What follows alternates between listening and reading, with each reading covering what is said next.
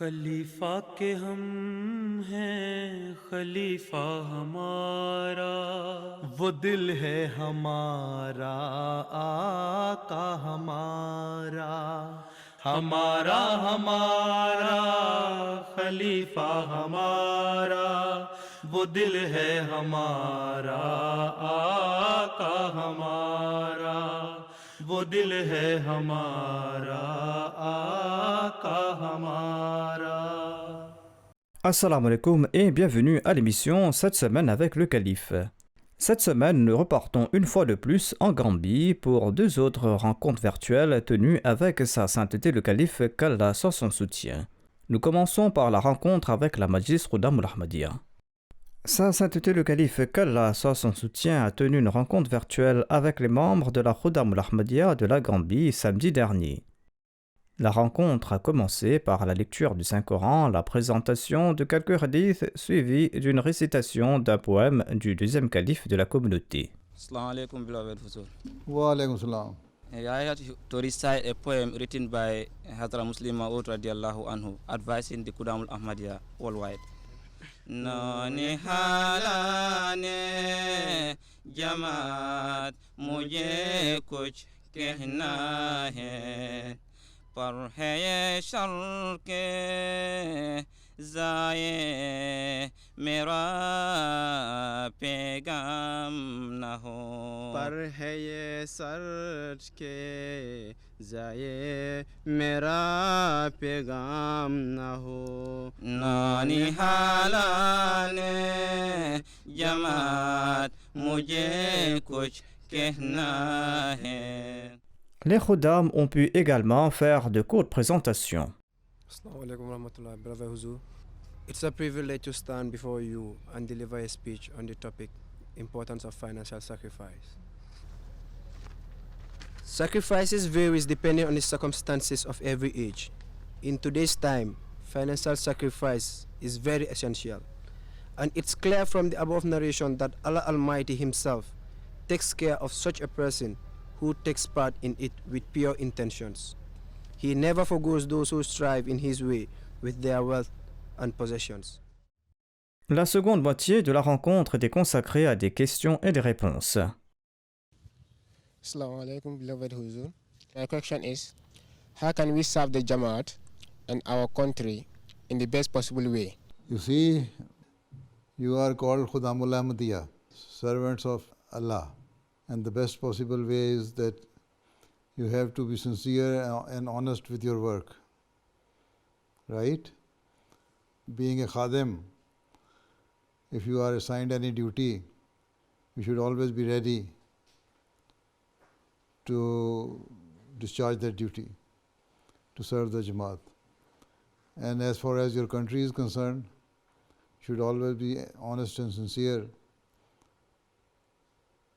to serve your country, right? When you are working in some government department, you should be very much sincere and honest. People should know that he is the person who is hardworking and honest and sincere with his work. He is sincere with the country. He loves the country, and as we say that love of the country is part of your faith. If you have this thing in mind, then you will serve your country as an essential part of your faith. So these are the things you should always keep in mind, that be sincere, honest with your work, whether you are serving the country or the Jamaat, right? And people should take your example, that these are the people who are called Ahmadis, and they are very much sincere in their work and very diligent in discharging their duties. Assalamu alaikum, beloved Huzur. My question is, what can Africa do to be self-sufficient and achieve development? It is not only a matter of achieving some target of Africans only. Every nation who works hard will develop and achieve their targets. So the first thing is that you should give more emphasis on education. You see, your literacy rate should be very high. Not that every student gets primary education, but the target of the African government should be that every person of their country, whether it's a girl or boy, man or woman, should be highly educated. The minimum requirement should be secondary education. And if it is graduation, then that will be much better. See, if you are educated and your literacy rate is high, then it will broaden your mind. Then you will try to see what the world is doing and where the world is going and what should be our goals and targets and objectives. So you fix your targets, big targets, so that when you fix your big targets, you will work hard to achieve them. And be honest and sincere with your work, as I've already said. See, if you are a teacher, you should fully concentrate on teaching your student with full preparation. Not that you are not well prepared and go to the school and start teaching the students. If you are a worker, you should work hard as much as you can.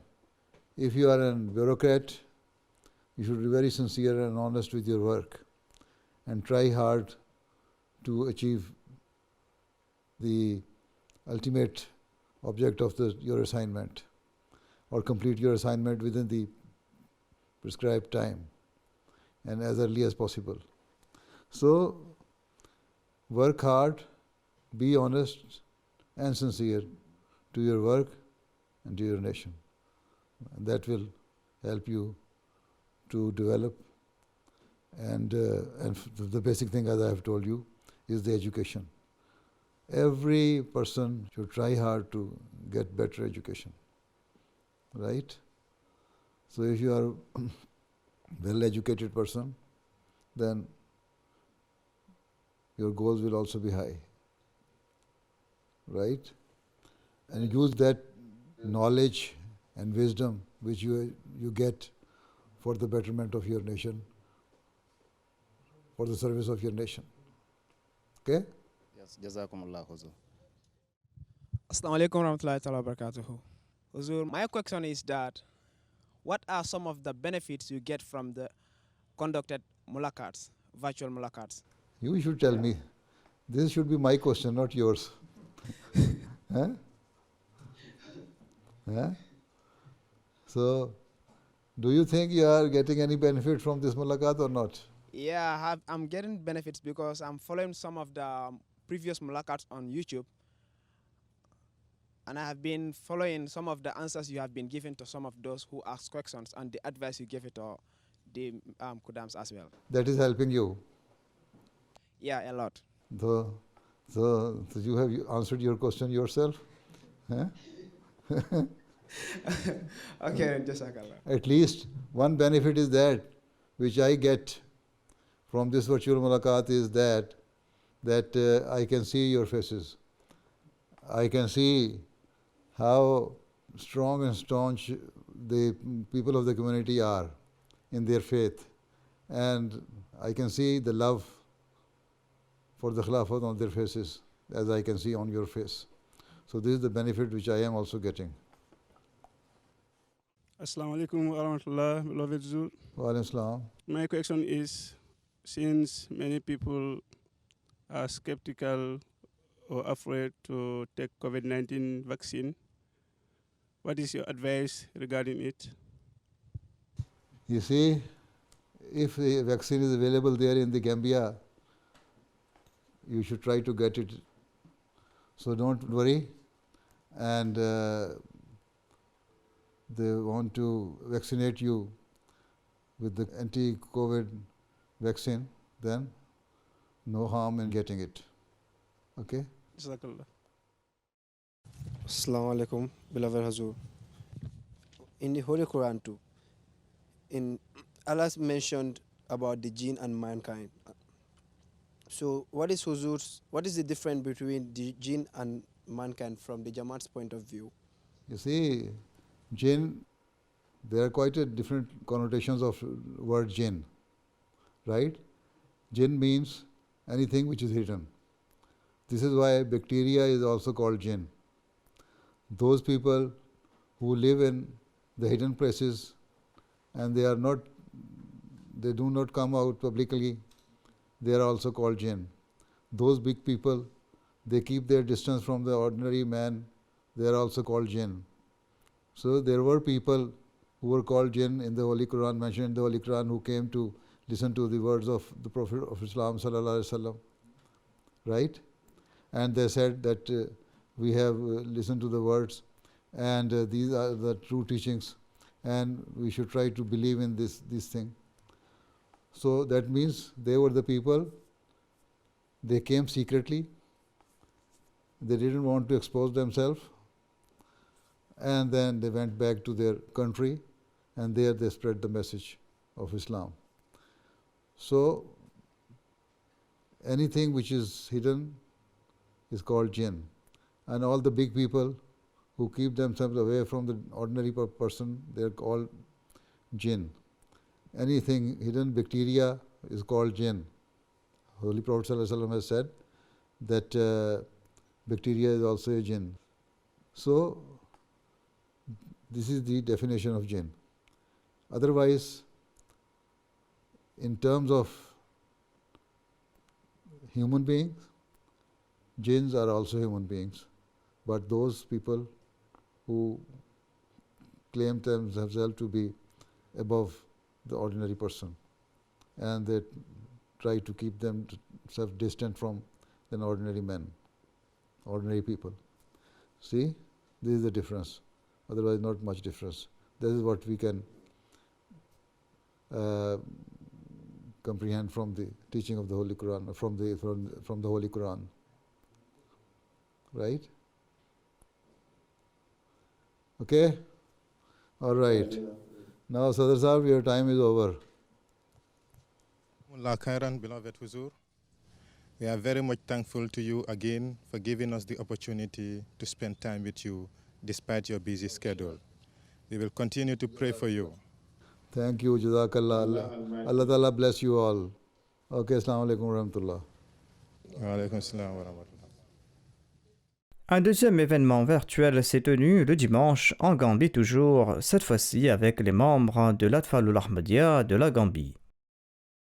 Après la récitation du Saint-Coran et de courtes présentations, les Atfal ont profité de cette occasion pour poser des questions sur une variété de sujets. What are the ways of establishing meaningful relationship with God? So the best way is that you should always think that whatever you are doing, Allah Ta'ala is watching over you. Whatever you do, Allah Ta'ala is seeing.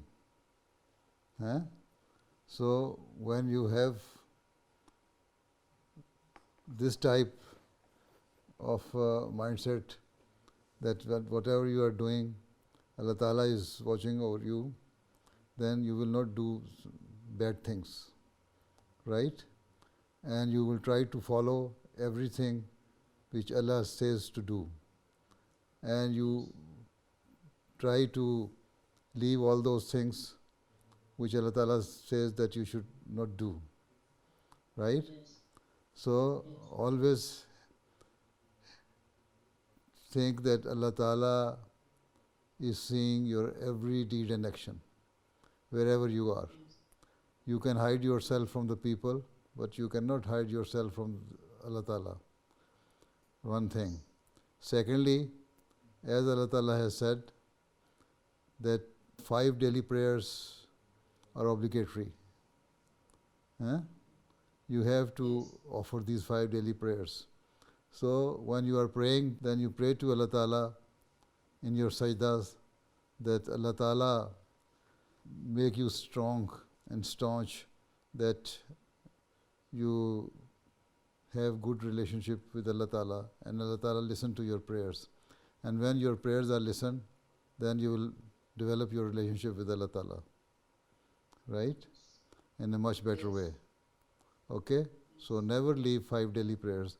And while you are praying, you should pray to Allah Ta'ala that He should make this bond stronger and stronger ever before.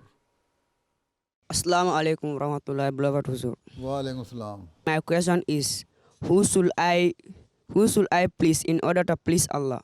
Allah Ta'ala says that you should say durood to the Holy Prophet Sallallahu Alaihi Wasallam. Right? If you say durood, Allahumma salli ala Muhammadin wa ala ali Muhammadin, kama sallaita ala Ibrahim wa ala ali Ibrahim innaka Hamidun Majid. Allahumma barik ala Muhammadin wa ala ali Muhammadin, kama barakta ala Ibrahim wa ala ali Ibrahim innaka Hamidun Majid. Then Allah Ta'ala will be happy and He will listen to your prayers. It will please Allah Ta'ala. So, Allah Ta'ala says that whatever written in the Holy Quran, these are my commandments. And whatever the Holy Prophet ﷺ has done, that is his sunnah. So, if you want to please me, you follow the sunnah of the Holy Prophet ﷺ. Right? And then later on, as prophesied by the Holy Prophet ﷺ, in the later days, the reformer of the age will come. So Allah Ta'ala says, if you want to please me, then you accept that reformer as well, who was the true servant of the Holy Prophet ﷺ, and whose advent was foretold in the Holy Quran as well. So, if you accept the Prophet Messiah ﷺ and follow his teaching, that you will also please Allah Ta'ala. Then, after that, the system which has been given to us by Allah Ta'ala after the demise of the Prophet Messiah ﷺ, that is the Khilafat, then if you are attached to the Khilafat, then you will become one community and a strong community, and then there will be unity. So when there is unity, then Allah Ta'ala will be pleased to see you that you are united. So first thing is that when you please Allah Ta'ala, then you have to follow the commandments given in the Holy Quran. Then you follow the Sunnah of the Holy Prophet Sallallahu Alaihi Wasallam, then his hadiths and traditions. Then also try to accept and follow the teaching of the Prophet Messiah Islam, which are the true teaching of Islam, and the explanation and elaboration of the saying of the Holy Prophet Sallallahu Alaihi Wasallam in the Holy Quran, right? Then in this way you can please Allah Ta'ala. When you follow all these things, you will please Allah Ta'ala, and ultimate goal of a person should be to please Allah Ta'ala. And if you please Allah Ta'ala, and Allah Ta'ala will be happy to see you if you are following all these things, and then He will accept your prayers and He will be happy with you. Assalamu alaikum, my dear and beloved Huzur. My question is, as children, can we celebrate our birthdays? You see, as Ahmadi children, yes, you can celebrate in your birthday in your houses. No need to spend money on inviting people on your birthday. So you can sit together with your family members and prepare some sweet and enjoy it. Some cake, some pastry, and then make a feast even and enjoy it, whichever you like. But to invite so many people and celebrate it in a way which is a lavish way, it is not permissible. We never celebrate the birthday of the Holy Prophet Sallallahu Alaihi Wasallam. So even if we don't celebrate the birthday of the Holy Prophet Sallallahu Alaihi Wasallam, what is the need to celebrate our own birthday? But just to enjoy it, to remember that today is your birthday, so you can just sit together with your family members, and even your mother can prepare some good food for you, even cake or pastry or something like that, or some other sweet, or whichever food you like, any feast you can enjoy at home. But not to invite your fellow students like this. No, there's just wastage of time and money, right? Instead, if you have enough money, you can give some amount to the charity so that the poor people can also enjoy some food from your money. Eh? There are quite a number of poor people in the world who are even deprived of their daily food. Eh? They are hunger stricken. They are suffering. So instead of spending money on something which is just useless, you should better help the poor people so that they can at least eat food and enjoy their life. But also you should celebrate your birthday by offering 2 rakats, 2 nafal. Pray to Allah Ta'ala that Allah Ta'ala has blessed you with this life and blessed you with so many things. So you thank Allah Ta'ala for this and also seek His help and pray to Allah Ta'ala that He always give you strength, more strength in the future, so that you can be a useful asset for your Jamaat and for the nation. Right? Okay? Assalamu alaikum, my beloved Huzur. My question is, how can we love Huzur and be dedicated to the institution of Khilafat? You see? Yes. If you are following the commandments of Allah Ta'ala, Yes. and following the instruction of the Khalifa of the time, right? The main thing is that you should love the institution of Khilafat. And once you are determined, you will try your level best to save the institution of Khilafat. Then that means you are the person who loves the Khalifa of the time. Right? So, and also follow the instructions given to you by Khalifa of the time. Right? Because Khalifa of the time always gives you the instruction according to the teachings of the Holy Quran and the Sunnah of the Holy Prophet ﷺ, and according to the further elaboration of those teachings by the Prophet Messiah ﷺ. Right? So, if you are following the instruction of Khalifatul Masih, listen to his sermon, then that means you love the Khalifatul Masih and you are determined to save and help the institution of Khilafat. And that should be your sole and main purpose. Right?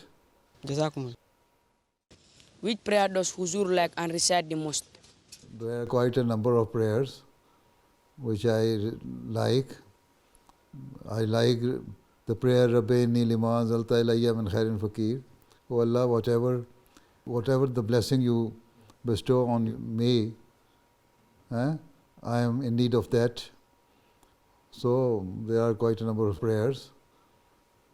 Rabbi habli hukman wa likni bi salihin wa jali lisana sidqin fil akhirin.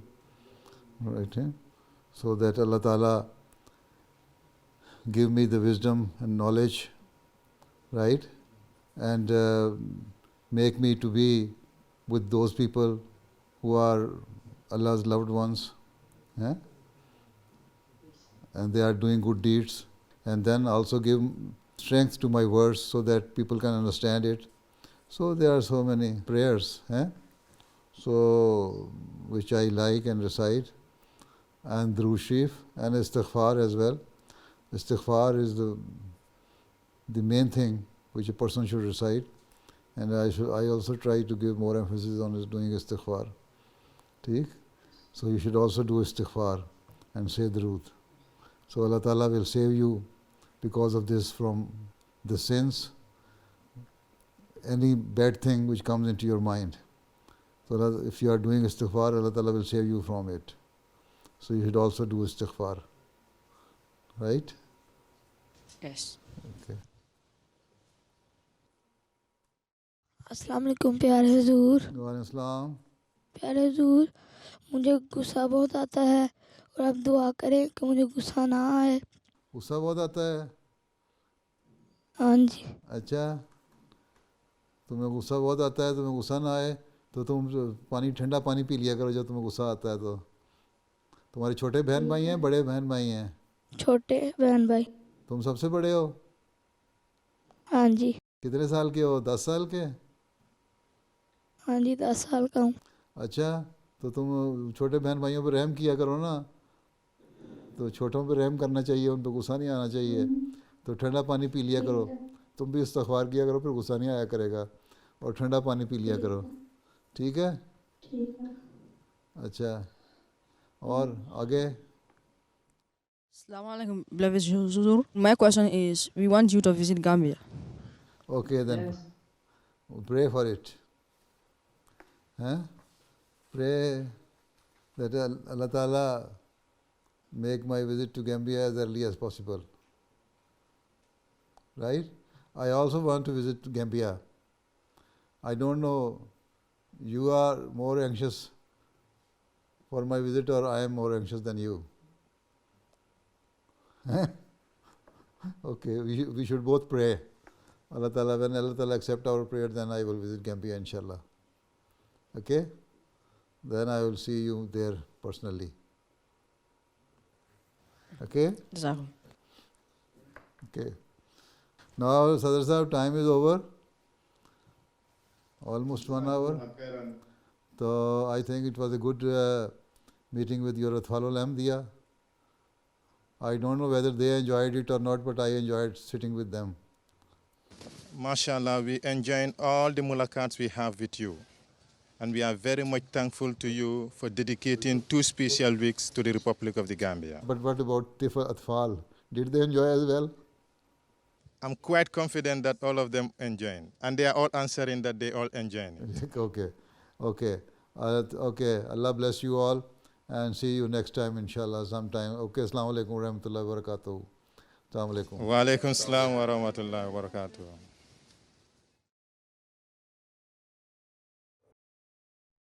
C'était là les points forts de 2 rencontres du week-end dernier avec la communauté de la Gambie. Nous terminons par le résumé du sermon du vendredi.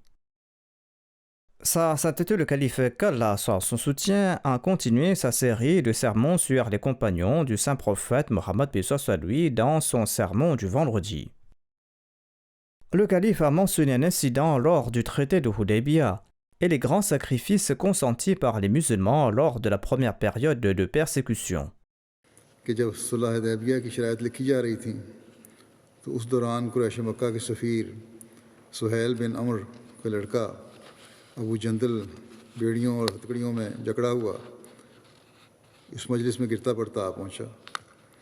اس نے نوجوان کو اہل مکہ نے مسلمان ہونے پر قید کر لیا تھا اور سخت عذاب میں مبتلا کر رکھا تھا. جب اسے معلوم ہوا کہ حضرت صلی اللہ علیہ وسلم مکے کے اس قدر قریب تشریف لائے ہوئے ہیں تو وہ کسی طرح اہل مکہ کی قید سے چھوٹ کر اپنی بیڑیوں میں جکڑا ہوا گرتا پڑتا حدیبیہ پہنچ گیا. اور اتفاق سے پہنچا بھی اس وقت جب کہ اس کا باپ معاہدے کی یہ شرط لکھا رہا تھا کہ ہر شخص جو مکے والوں میں سے مسلمانوں کی طرف آئے وہ خواہ مسلمان ہی ہو اسے واپس لوٹا دیا جائے گا. ابو جندل نے گرتے پڑتے اپنے آپ کو مسلمانوں کے سامنے لا ڈالا اور دردناک آواز میں پکار کر کہا کہ اے مسلمانوں، مجھے محض اسلام کی وجہ سے یہ عذاب دیا جا رہا ہے، خدا کے لیے مجھے بچاؤ. مسلمان اس نظارے کو دیکھ کر تڑپ اٹھے مگر سہیل بھی اپنی ضد پر اڑ گیا اور حضور صلی اللہ علیہ وسلم سے کہنے لگا یہ پہلا مطالبہ ہے جو میں نے اس معاہدے کے مطابق آپ سے کرتا ہوں اور وہ یہ کہ ابو جندل کو میرے حوالے کر دیں. حضرت صلی اللہ علیہ وسلم نے فرمایا ختم کرنے کے لیے معاملے کو کہ آؤ جانے دو اور ہمیں احسان و مربت کے طور پر ہی ابو جندل کو دے دو. سہیل نے کہا نہیں یہ کبھی نہیں ہوگا. آپ نے فرمایا سہیل ضد نہ کرو، میری بات مان لو. سہیل نے کہا کہ میں یہ بات ہرگز نہیں مان سکتا. اس موقع پر ابو جندل نے پھر پکار کر کہا کہ اے مسلمانوں، کیا تمہارا ایک مسلمان بھائی اس طرح اس شدید عذاب کی حالت میں مشرکوں کی طرف واپس لوٹا دیا جائے گا؟ آپ صلی اللہ علیہ وسلم نے کچھ وقت خاموش رہ کر ابو جندل سے دردمندانہ الفاظ میں فرمایا، اے ابو جندل، صبر سے کام لو اور خدا کی طرف نظر رکھو. خدا تمہارے لیے اور تمہارے ساتھ کے دوسرے کمزور مسلمانوں کے لیے ضرور خود کوئی راستہ کھول دے گا. لیکن ہم اس وقت مجبور ہیں کیونکہ اہل مکہ کے ساتھ معاہدے کی بات ہو چکی ہے اور ہم اس معاہدے کے خلاف کوئی قدم نہیں اٹھا سکتے.